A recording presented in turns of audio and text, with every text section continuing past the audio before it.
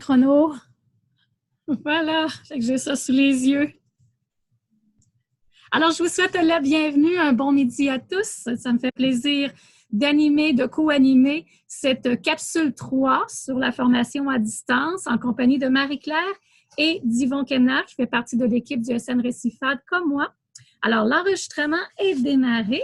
Je vais partager à l'instant mon écran et je vais vous envoyer tout de suite aussi dans le clavardage le lien de la présentation s'il y en a qui veulent suivre en même temps. Ça pourrait être intéressant. Donc, je mets tout de suite dans le clavardage le lien de la présentation. Voilà, voilà. Et je vais partager mon écran dans quelques secondes.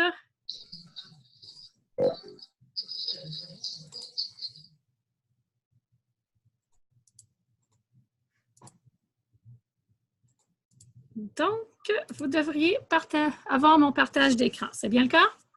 Oui. Bon, alors, on avait fait avec Marie-Claire un sondage dans lequel on vous demandait quelles étaient les thématiques qui vous intéressaient. Et le présentiel enrichi était ressorti parce qu'on comprend que c'est très présent de ce que vous faites. Hein? C'est très, depuis plusieurs années pour certaines personnes, donc c'est très présent dans votre quotidien.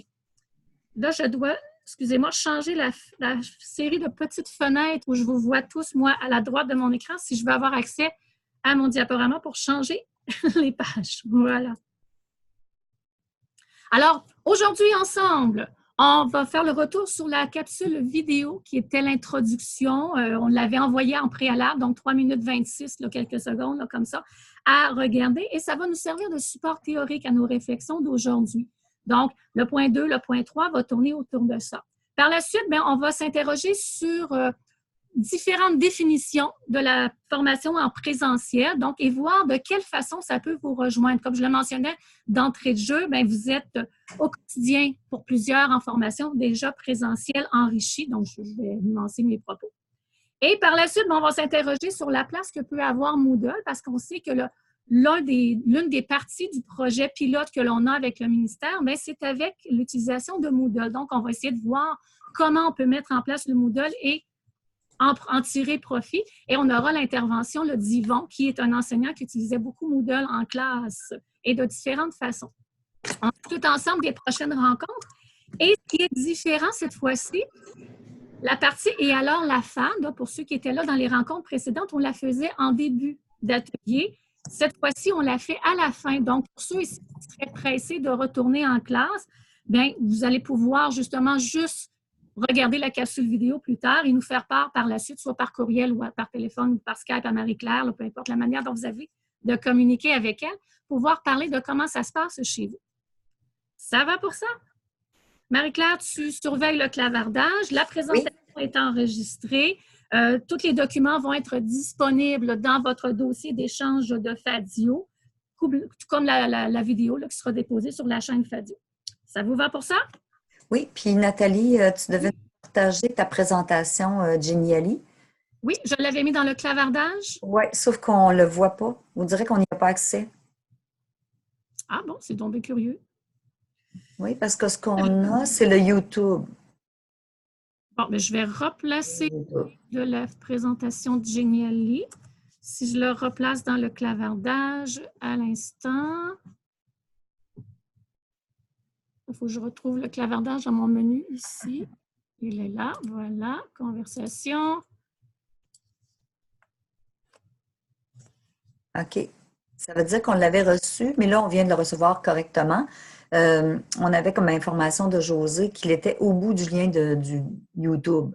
Ah, c'est ça. Donc, il y a en lien un après l'autre. Un à la suite de l'autre. Moi, quand on écrit un à la suite de l'autre, s'il n'y a personne qui intervient, je crois que ça se colle tout. Hein? Oui, voilà.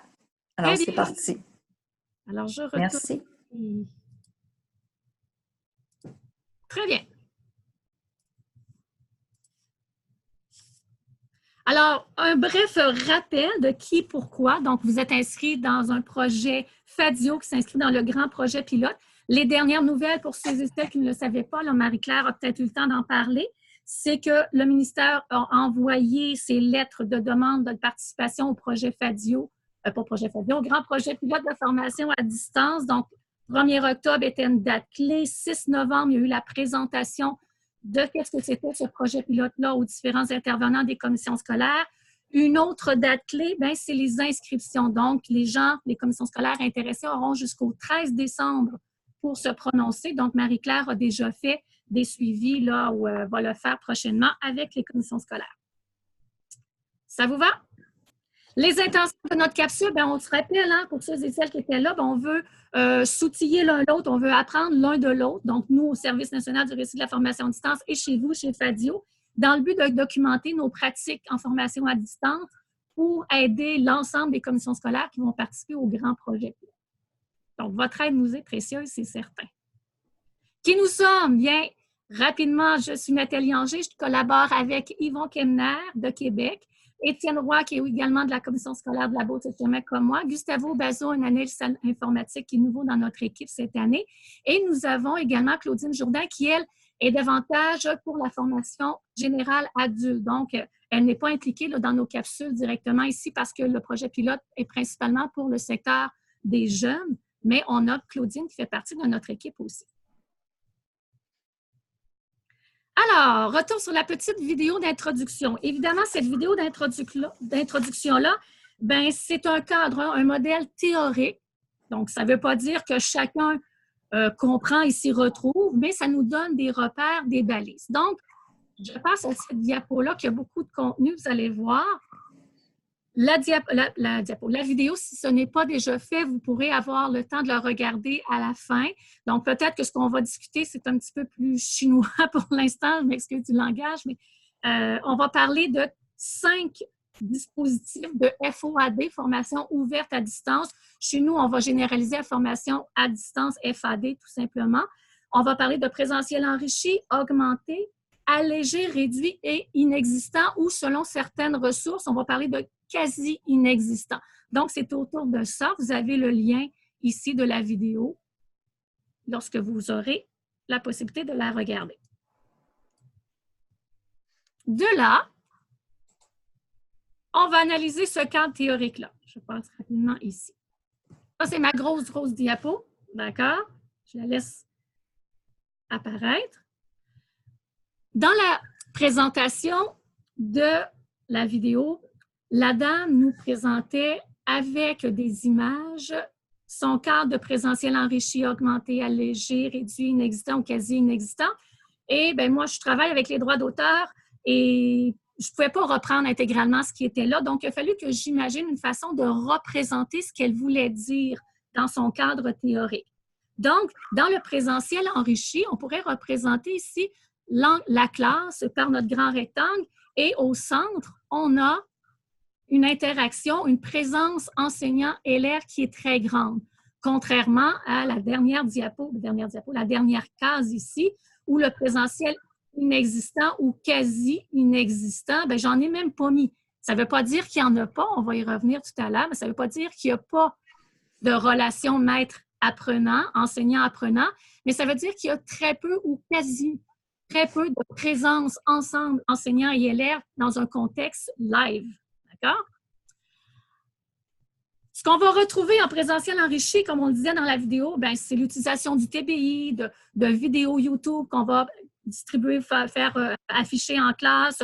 On pourrait avoir un interlocuteur qui est à distance, exemple un conférencier en visioconférence qui vient parler avec nos élèves, utilisation de diaporamas. Donc, ce sont des trucs que l'on fait depuis plusieurs années dans notre enseignement. À l'époque, on était avec notre grosse télévision puis notre VHS, là, mais on a raffiné depuis. On va parler du présentiel augmenté comme étant très souvent le présentiel amélioré et on va parler en termes de classe inversée. Donc, de ce que je sais, de ce que vous faites et ce que plusieurs enseignants font au Québec, le présentiel augmenté, la classe inversée est très populaire. C'est-à-dire que les apprenants ont accès à des informations avant le cours et après le cours. Donc, la relation maître-apprenant est différente autour de ça, puisqu'il y aura une préparation préalable de l'élève. Donc, très souvent, l'image classique que l'on voit, c'est que l'apprenant à la maison va avoir lu la théorie, va avoir regardé des vidéos explicatives. Puis en classe, là, il va s'exercer et l'enseignant va l'aider à cheminer à travers tout ça. Je passe rapidement maintenant ici. Le présentiel allégé et le présentiel réduit, je les ai mis ensemble parce que dans les deux cas, on va parler de modèle mix hybride. Les différencie, moi j'ai utilisé les mêmes pictogrammes, d'accord? C'est la grosseur ici du présentiel. Donc, lorsque l'élève et son enseignant sont en présence, il y en a beaucoup plus en présentiel allégé qu'en présentiel réduit.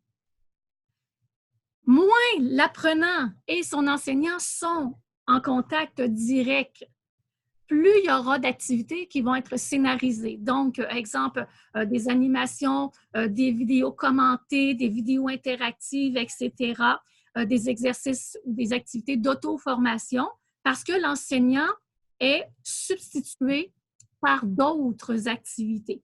Donc, c'est un peu l'image qu'on véhiculait dans la vidéo aussi. Dans tous les cas, le rôle de l'enseignant va être d'expliquer, d'orienter, d'évaluer, de motiver. Mais moins il est présent physiquement avec l'élève, plus cette tâche-là devient essentielle. D'accord? On se comprend. On va arriver maintenant au présentiel inexistant ou quasi inexistant. Ce serait entièrement une plateforme d'auto-apprentissage. Le tutorat va se faire de façon synchrone ou asynchrone. On aura peut-être un examen en présence dans un local de classe, mais entre-temps, l'élève et l'enseignant sont toujours à distance. J'ai mis ici d'autres références que vous pourrez aller consulter. Il y a des explications. Je sais qu'il y en a des gens parmi vous qui aiment se situer de façon plus théorique, d'avoir des repères de ce qui se fait dans la littérature. Donc, j'ai mis plein d'autres références sur ce que l'on fait, sur ce qui documente ici. Je mets une petite diapo ici pour faire réaliser aux gens que le présentiel inexistant, ça ne veut pas dire qu'il y a une absence d'enseignant. Ça veut peut-être dire tout simplement que l'enseignant et l'apprenant sont en relation, mais de façon différente que live ensemble dans une classe physique. Donc, les projets FADIO, justement, il y a toujours un enseignant qui accompagne les apprenants. Et de la même façon que le grand projet pilote du ministère, mais il y a également un enseignant qui va accompagner les apprenants. On aura la dimension enfants scolarisés à la maison là, qui va avoir une dimension différente, mais pour les projets des commissions scolaires, évidemment, il y a un enseignant qui accompagne l'apprenant. Est-ce qu'il y a des questions jusque-là? Nathalie, moi, j'aurais aimé ça, juste par curiosité, que tu reviennes à la diapo juste avant celle-là. Oui, puis qu'on puisse annoter. Alors, moi, ce que je vais faire, vous offrir d'annoter le document, c'est-à-dire de venir placer un petit X ou un petit crochet. Je viens de vous lancer à tout le monde la barre d'annotation.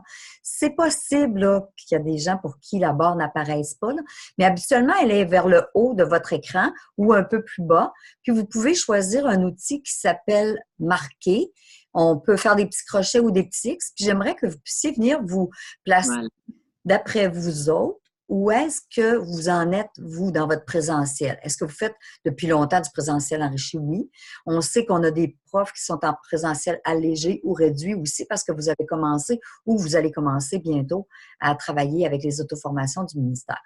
Vous pouvez, là, je vois qu'il y en a qui ont pris le petit crayon, vous pouvez venir placer un petit X, par exemple, à l'endroit où vous vous situez.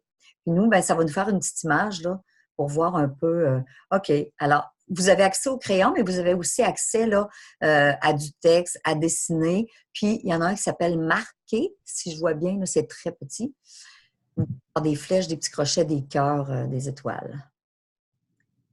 Donc, Anita, tu me dis que tu ne trouves pas le crayon. Est-ce que tu vois la barre d'outils qui nous permet d'annoter? Si vous ne voyez pas la barre outils annoter, vous pouvez aussi aller dans les options d'affichage en haut de l'écran.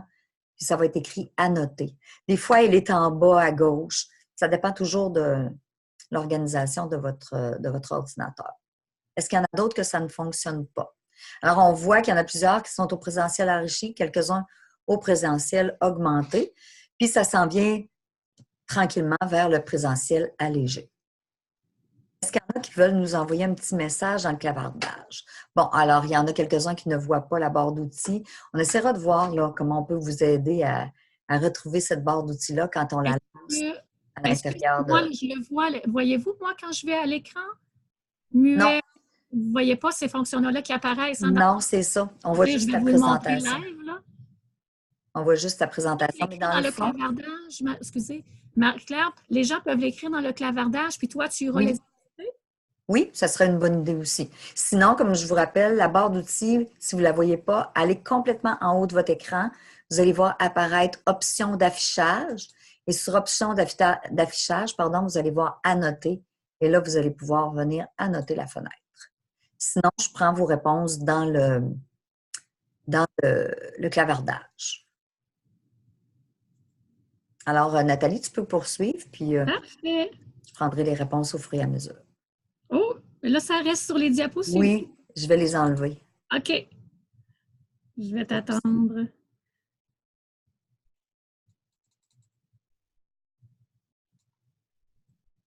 Voilà. Super, merci. Alors, on a vu un modèle théorique. Maintenant, on va s'attarder à des définitions qui peut-être vont être parlantes pour vous. On a une définition qui est utilisée par Fadio. Elle a été d'abord proposée par AppleLearn et on va commenter ces différentes définitions-là. Alors, selon AppleLearn, on dit que la formation présentielle enrichie désigne un mode de pédagogie où les formateurs et les apprenants disposent de documents multimédia complémentaires au cours. Donc, dans tout ce qu'on a vu précédemment, dans la ligne de 0 à 100 % de présentiel ou non présentiel, on retrouve ça.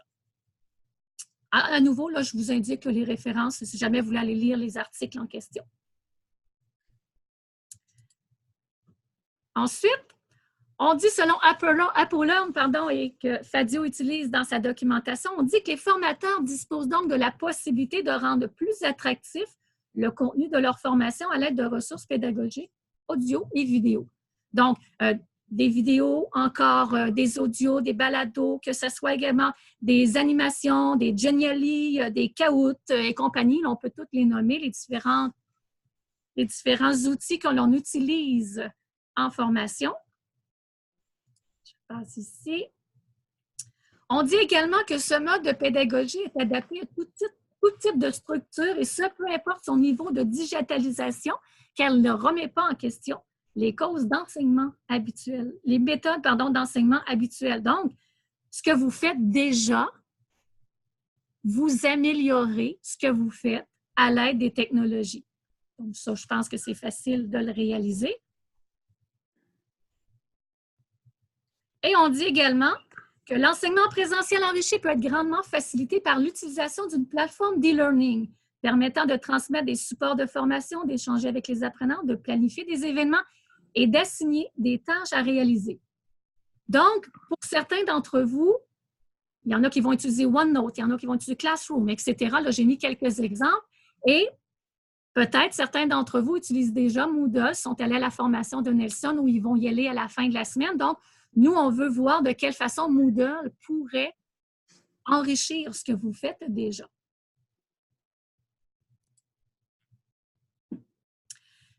Les autres définitions, je les passe là rapidement, mais ça va toujours tourner autour du terme de l'hybridité. Donc, on se rappelle au début, dans la longue série des 5 diapos, les 5 modes, on avait hybridicité. Voilà, je parle hybridité, je déparle. Alors, il y a d'autres définitions qu'on va retrouver dans la littérature. Je les passe rapidement, mais on retrouve ce qu'on disait tout à l'heure. Donc, en apprentissage hybride, c'est l'usage par l'élève de manière combinée à l'enseignement offert par son enseignant sous cette guidance de technologies ou de ressources numériques.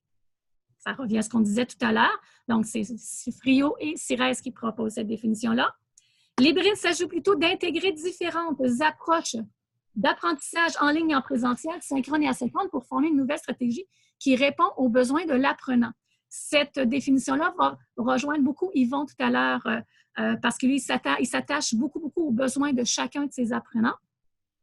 L'autre série de définitions, celle-là, je la passe rapidement, je l'ai mis à titre consultatif. Donc, on va parler des dispositifs par la recherche HYSUB, d'accord? Donc, j'ai mis des exemples qui sont là, vous pourrez aller les lire, vous allez vous retrouver dans ce que vous faites déjà. Sauf que c'est des mots différents qui sont employés. Je sais que le temps file, hein, j'accélère aussi. Ça va bien, Nathalie, ça va bien. Maintenant, à vous la parole. Qu'est-ce que vous faites? Donc, tantôt, vous vous êtes ciblé à travers tous ces dispositifs-là. Mais maintenant, comment vous vous sentez? Qu'est-ce que vous faites? Je vais revenir à celle-là. Donc, à vous la parole. Voulez-vous nous faire part de vos expériences ici? Puis peut-être je vais arrêter mon partage d'écran puis revenir pour qu'on puisse tous se voir. Donc, Nathalie, on avait quelques petits messages dans le clavardage. Il y a Anita qui disait qu'elle se voyait dans le deuxième parce qu'elle fait de la classe inversée. Josée disait qu'elle se voyait plus dans enrichi plutôt qu'augmenté. Donc, si on reprend l'ensemble des 5 niveaux, il reste que le présentiel enrichi, même si les autres noms apparaissent parce qu'ils nous permettent de savoir le pourcentage qu'on va faire en présence ou pas, il reste que c'est l'ensemble du présentiel enrichi qu'on fait à travers ces différents niveaux-là. On a aussi Chantal qui nous dit « J'ai hâte d'avoir la formation Moodle, car je n'ai aucune formation avec Google pour me soutenir. » Bon, OK, mais ça, c'est sûr, c'est vendredi, ça, c'est certain. On a hâte, nous autres aussi, de l'avoir. Puis pourquoi on vous parlait de présentiel enrichi aujourd'hui et des différents modes de présentiel, dans le fond? C'est que on voulait aussi faire le lien avec la plateforme de Moodle, puis qu'est-ce qu'on va être capable de faire à partir de cette plateforme-là. Alors, on sait déjà que depuis quelques années, vous travaillez avec vos élèves, avec votre TNI, vous avez déjà l'utilisation de vidéos, de documents que vous préparez d'avance, que vous présentez à vos élèves. Mais là, il faut aussi voir comment ça va se modifier quand va apparaître aussi les formations montées par le ministère, puis toutes les formations qui ont rapport avec notre Moodle. On a Chantal qui nous dit « Mes élèves sont stressés et je dois appliquer le 3 Before Me. » Ah, tu vas nous expliquer qu'est-ce que c'est ça, Chantal. Moi, c'est tellement écrit petit là-dessus que je ne vois pas grand-chose. J'essaie de placer mon écran. Alors, Chantal, est-ce que tu peux nous expliquer?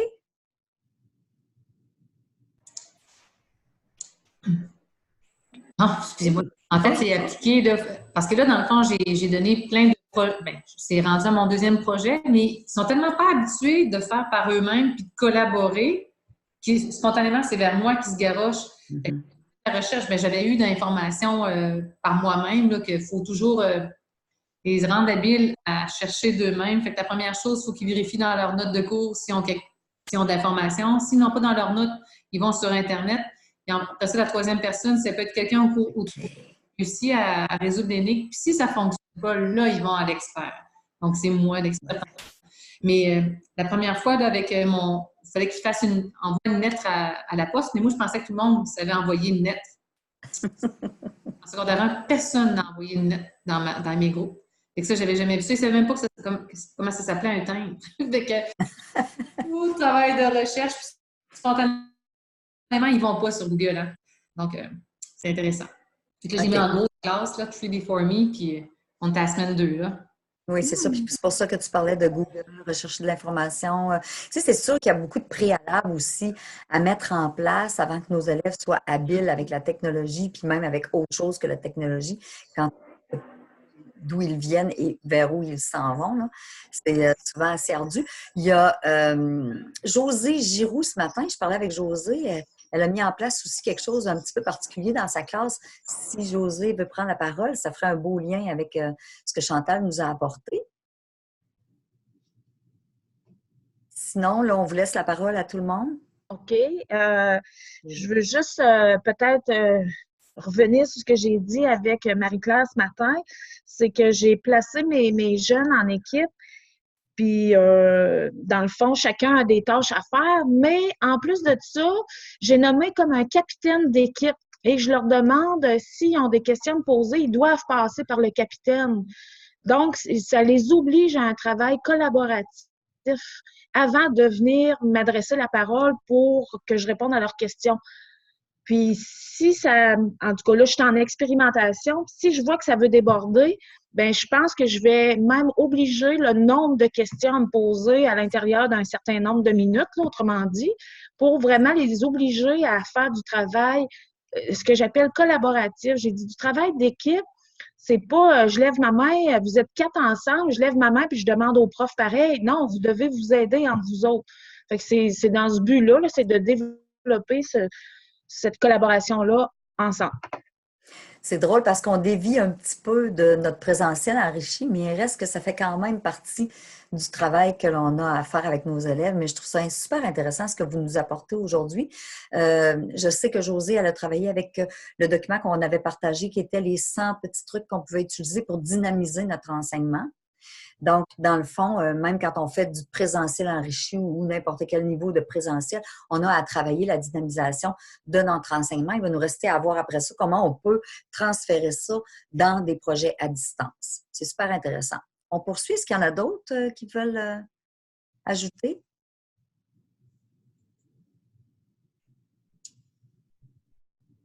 Je vais retourner à mon partage d'écran alors. Oui, vas-y Nathalie. Bien, ça s'en vient.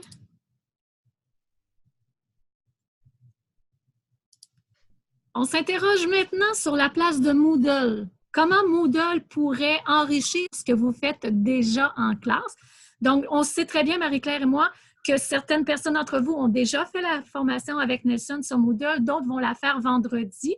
Donc, on n'est pas tous au même point, c'est correct comme ça.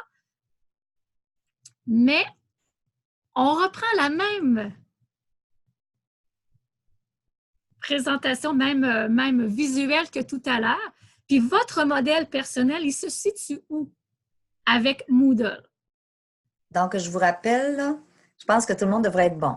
En haut complètement de l'écran, quand vous montez votre souris, votre curseur, vous allez voir apparaître « Options d'affichage ». Et en cliquant sur « Options d'affichage », vous avez accès au petit lien qui s'appelle « Annoter ».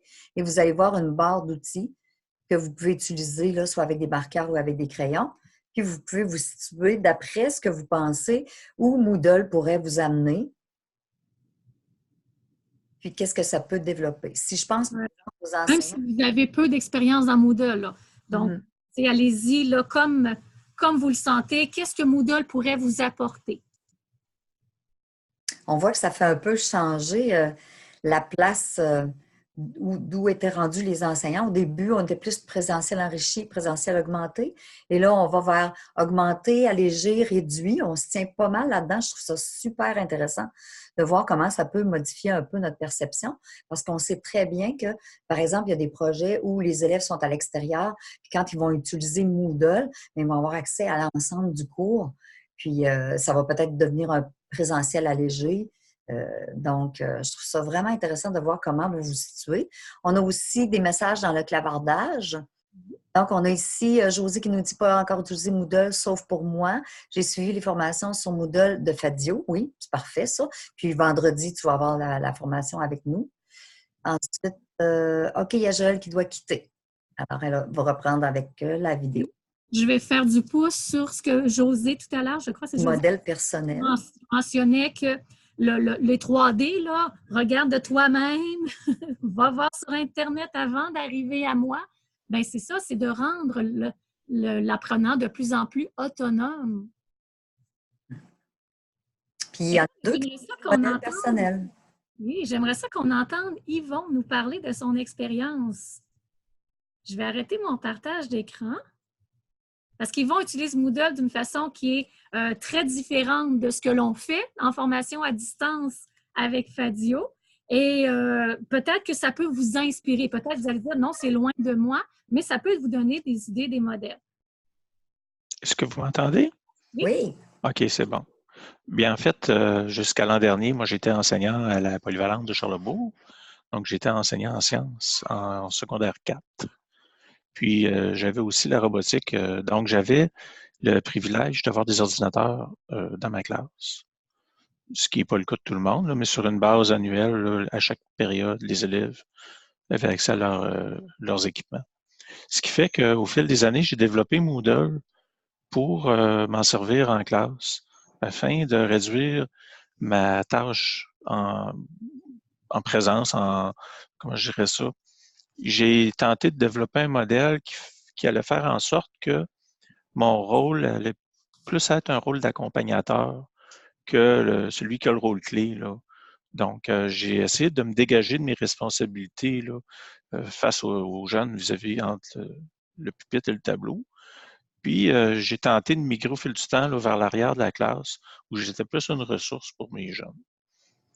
Puis, j'avais comme besoin aussi que je cherchais à résoudre le problème de ma clientèle qui était hétérogène, à savoir des jeunes, par exemple, les pires cas, j'ai eu en secondaire 4 sciences, des jeunes, un jeune une fois qui était en secondaire 2 en maths, ça vous donne une idée, alors que dans la même classe, il y en avait un qui était en maths SN de 4.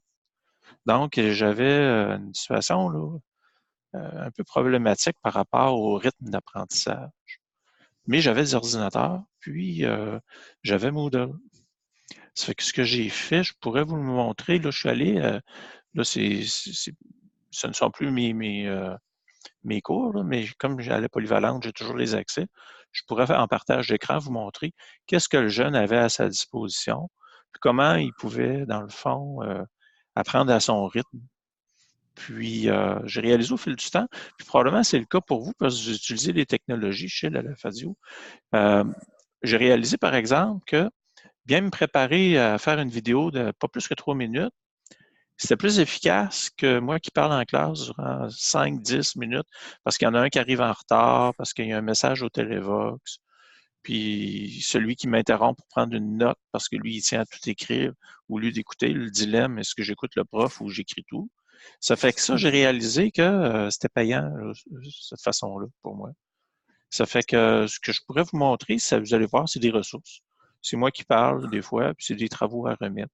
Ça vous donne une idée là, de mon vécu, de mon côté avec Moodle, dans le contexte là, qui était le mien, avec ses particularités. Je pense qu'il y a moyen de partager mon écran, mais je Retourne ne avec l'ai le pas fait souris encore. à ton menu. En bas, tu vas voir partager écran quand tu passes ton curseur, là, plus bas dans ton écran. Ça devrait être Invité, parti. Oh, ben oui, évidemment, il allait me sauter dessus. en vert. OK. Bon, quelle fenêtre? Je C'est choisis ta celle-ci, fenêtre. écran. Exact. Donc, vous devriez voir normalement Oui. mon écran. C'est ça, Oui. c'est les tuiles du cours là, ça représente toute l'année, dans le fond. Donc, en ce moment, c'est des choses là, placées par mes collègues là, qui ont pris le cours. Donc, je vois des documents. Là. Mais disons que celui qui m'intéresse le plus à vous présenter, ce serait l'apprentissage du dessin technique, dessin assisté par ordinateur. Ce qui manque présentement, là, c'est parce que l'enseignant, il est dans la classe. Donc, ses consignes sont verbales. Et ce qui manque, c'est le plan de travail. C'est la planification qui s'établirait sur environ un cycle pour cette rubrique-là, cette section-là, qui explique, dans le fond, qu'est-ce qui doit être fait, puis les attentes. Mais ça, c'est verbal, puisque les élèves se présentent à chaque cours. Mais grosso modo, ce qu'on retrouve, dans le fond, c'est les titres sont clairs, là, le dessin avec un logiciel, Autodesk Inventor, un autre ici, avec un autre logiciel qui s'appelle Onshape. Puis, juste pour vous illustrer là, les difficultés parfois pour certains, c'est un programme plus complexe. Celui-là, il est un petit peu plus facile. Donc, les élèves, par exemple, ici, ont le choix de leur logiciel. Ils vont utiliser l'outil là, avec lequel là, ils se sentent le mieux. Ils peuvent aussi travailler papier, donc ils ont le choix des moyens. Ils ont un examen, évidemment, qui est à faire. Il y a une modélisation même de la tâche d'évaluation où il y a 2 tutoriels, c'est des vidéos. Là, si je clique, là, c'est des vidéos. Donc, je ne vous les ferai pas jouer, mais ça vous donne une idée. Là. Donc, dans le fond, l'élève, quand il arrive, il sait exactement là, ce qu'on attend de lui. Puis, son examen, il est en ligne. Ça fait que ce qui est intéressant, ça, pour les profs, c'est que les examens sont remis en format PDF, puis sont notés dans Moodle. Ce qui fait qu'à tout temps, à tout moment, l'élève, il peut retourner voir son évaluation, voir les commentaires de son prof. Puis aussi, les notes qui sont attribuées, on peut les sortir en Excel. Donc, le prof peut gérer aussi ses notes, là, faire des analyses de ses résultats. Donc, pour ce qui est de modéliser la tâche, fournir aussi, par exemple, des petits questionnaires en sciences, en maths aussi, ça arrive souvent. Donc, des petits tests, comme là, il y en a un ici, où l'élève a quelques questions là, à répondre. Là. Donc, on voit, là, c'est des choses que vous avez déjà tous vues, sauf que ce qui est intéressant, c'est que c'est comptabilisé dans la base de données de Moodle. Par exemple, un jeune a des difficultés, on rencontre le parent, mais on peut voir facilement en retournant dans le cahier des notes. Là, ça devrait être ici, en bas quelque part, les notes. Ça fait longtemps que je ne suis pas allé ici, notes. On retrouve les notes, mais non seulement les notes, mais on peut voir aussi c'est quoi les bonnes et mauvaises réponses là, de l'élève. On peut récupérer facilement là, toutes les données d'utilisateur. Je dirais que c'est ça qui est intéressant pour un enseignant. Puis à ça, peut s'ajouter évidemment beaucoup d'outils, à savoir des barres de progression. On travaille là-dessus de notre côté pour avoir un meilleur tableau de bord là, bientôt, pour que l'enseignant ait la vue d'ensemble de tous ses élèves par rapport à ce qui réussit, ce qui est moins bien réussi. Puis, pour compléter, je dirais, donc j'ai parlé des tests. Vous avez peut-être vu, ceux qui ont eu la formation avec Nelson, il vous a sûrement parlé des devoirs. Oui. Donc, les devoirs à remettre, c'est la petite main ici, là, où l'élève n'a qu'à, ici, l'enseignant, c'est consulter les travaux. Mais pour l'élève, là, c'est un bouton sur lequel il a l'appui, puis il va glisser, déposer ses travaux. Donc, à l'attention de son enseignant qui va pouvoir ensuite l'annoter, le travail pour aussi. Puis même l'élève, il peut avoir une grille d'évaluation qui lui est présentée. Donc, il sait qu'est-ce qu'on attend de lui. Donc, ça permet ça à la fois à l'enseignant de préparer sa grille d'évaluation, puis c'est une communication aussi à l'élève au moment où l'élève débute sa tâche. Donc, si on résume, ça a permis à tes élèves de recevoir un enseignement qui est différencié. Chacun y allait à son rythme. Chacun pouvait choisir ce qui lui convenait. Par la suite, toi, en tant qu'enseignant, tu avais un regard global sur les travaux qui étaient réalisés, remise de travaux. Donc, il y avait beaucoup d'avantages à utiliser Moodle. Oui, puis aussi, peut-être pour compléter, on peut mettre à profit des choses qui sont en ligne. On n'a pas à tout faire soi-même. Ça, j'ai réalisé ça avec le temps. On a tendance à tout construire, alors que souvent, c'est de mettre à profit. Puis, un exemple de ça, pour ceux qui, je ne sais pas parmi nous là aujourd'hui, s'il y en a qui sont en sciences, comme je l'étais, mais on retrouve, je me rappelle à l'époque, il y a eu, par exemple, juste pour illustrer là, les bénéfices de ça, l'ingénierie mécanique. Le CDP avait fait, le Centre de développement pédagogique, avait fait un beau travail où les élèves avaient à identifier les mécanismes, mais c'était toute une job, ça, à corriger. Bien, le simple fait ici, le partager, là, puis de l'avoir dans Moodle, ça crée une autocorrection. Donc, on n'a plus, l'élève fait la même tâche, puis à terme, on obtient, dans le fond, l'analyse des réponses les plus manquées. On peut se rendre compte, tiens, tel type de mécanisme, c'est massivement manqué. Donc, c'est des bénéfices ça, que la plateforme nous apporte, parce qu'on n'a pas à éplucher chacune des copies. Là. Les choses sont mises en évidence. Donc, ça, c'est du réinvestissement, dans le fond, de choses qui avaient été faites antérieurement. Très bien. Donc, ça fait pas mal le tour. Et avec que le Service national Récit Formation à distance développe pour Moodle, on va vous présenter ça dans les prochaines capsules. Nelson a débuté aussi de son côté. Vous allez voir que tout ça va être bonifié, amplifié au mieux du mieux. Ah oui. Parce que c'est un petit peu plus beau visuellement. Ah oui.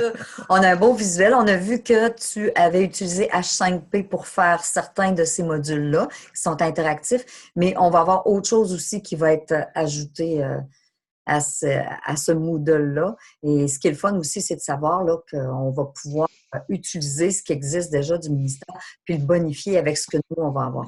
Donc là, on voit qu'on va déplacer l'utilisation de notre Moodle vers le présentiel allégé ou le présentiel réduit.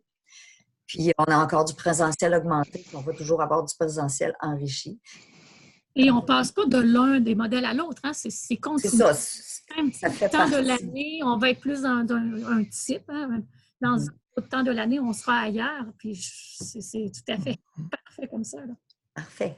Bien. Là, on est déjà à 39 minutes. Est-ce qu'on avait des questions? Je ne sais pas, Nathalie. C'est ça. Bon, des questions, des interventions, effectivement. Sur le suivi d'Yvon?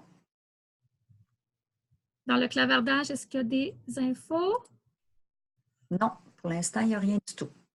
En tout cas, s'il y a quelque chose, je reprendrai avec toi, Nathalie. Très bien. Donc, je reviens au sondage que Marie-Claire vous avait envoyé il y a quelques semaines déjà. On a travaillé les tâches de l'enseignant-enfant. Les tâches de l'enseignant-enfant, on pourrait y revenir à maintes reprises, hein, ce n'est jamais fini. On a jasé aussi de présentiel enrichi. Et suite aux présentations, aux formations que vous aviez avec Nelson, bien, ce serait intéressant qu'on parle de Moodle, justement. On en a parlé avec Yvon. Je vous ai parlé que le CEN Récifal faisait un développement de ressources très intéressantes. Donc, notre prochaine capsule aurait lieu le 17 décembre et ce serait justement de parler de Moodle. On s'interrogeait, Marie-Claire et moi, à savoir si vous aimeriez mieux la rencontre à 12h15 ou à 15h30. Donc, on a préparé un sondage Doodle. Donc, le lien est ici. Vous pouvez y avoir accès en tapant monurl.ca/17 décembre. Ou encore utiliser le QR code. Donc, la présentation de Geniali, Marie-Claire va vous l'envoyer. Donc, on pourra cibler quel est le meilleur temps parce qu'on avait dit qu'on essayait de rejoindre le plus grand nombre possible. On sait qu'il y a des gens de l'Aubinisie, c'est plus difficile. Donc, vous allez avoir accès, pour ceux qui en ont fait un sondage Doodle comme ça, vous écrivez votre nom et vous cochez laquelle des deux cases vous conviendrait. Ça peut être les deux, tout simplement. Il n'y a pas de problème aussi. Nathalie, c'est monurl.ca/17 décembre. Oui, exactement. monurl.ca /17 décembre. Vous avez accès aussi, je ne m'en étais pas aperçue, là, mais on l'a mis en accès. C'est que si vous cliquez directement sur l'URL dans la présentation de Nathalie, vous devriez ouvrir la page directement pour aller... Oui. Donc, soit par QR code, soit en cliquant ici, ici ou là. Là, je l'ai mis partout, le lien. Là. Et on va vous l'envoyer de toute façon. C'est vrai.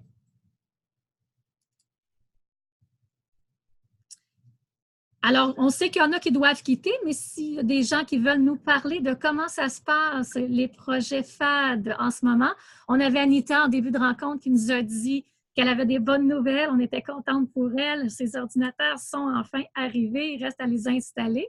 Donc, c'est le même petit tableau que ce qu'on avait dans les autres rencontres.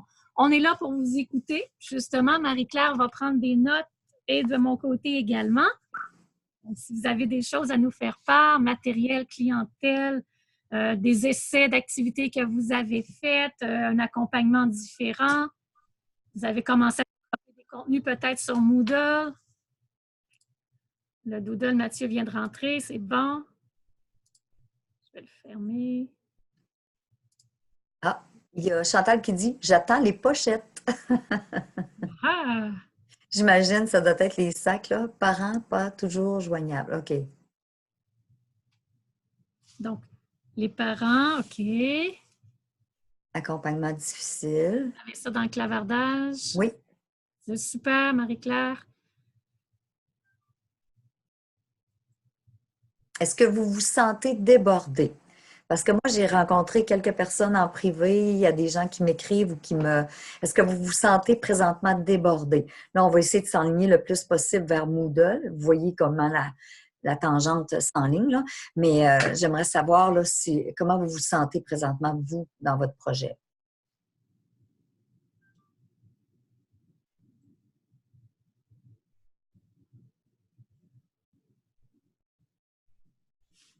OK. Oui, vas-y Marie-Claire dans le clavardage. On me dit, je ne me sens pas débordée, mais la formation est trop lente à mon goût. Oui, ça s'en vient, Chantal, on sait ça, là. Beaucoup de travail à faire, beaucoup de formation. Puis elle me dit, ne sentez pas ça comme un reproche, on comprend très bien. Puis c'est sûr aussi, on a eu des difficultés au niveau du temps là, pour placer la formation. Mais on avance à petits pas. Donc, il y a beaucoup de choses à faire. On sent que tout le monde travaille fort.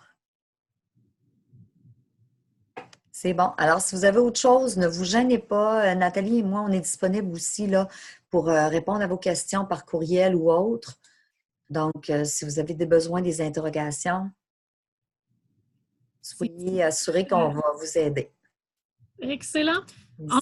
J'ai remis les 2 vidéos qu'on avait dans les capsules précédentes parce que c'était tellement vraiment implicite avec ce qu'on est en train de discuter en présentiel enrichi. Donc, la classe inversée ici de Judith. Donc, si vous n'avez pas vu ces vidéos, ça vaut la peine. Et je termine avec ma petite citation. Il y a ceux qui voient les choses telles qu'elles sont et se demandent pourquoi. Moi, je les vois telles qu'elles pourraient être et je me dis pourquoi pas. Donc, quand je vous demandais de vous situer là, par rapport à Moodle, vers quoi Moodle pourrait vous amener enrichir ce que vous faites déjà, bien, pourquoi pas? Voilà, s'il n'y a pas d'autres interventions.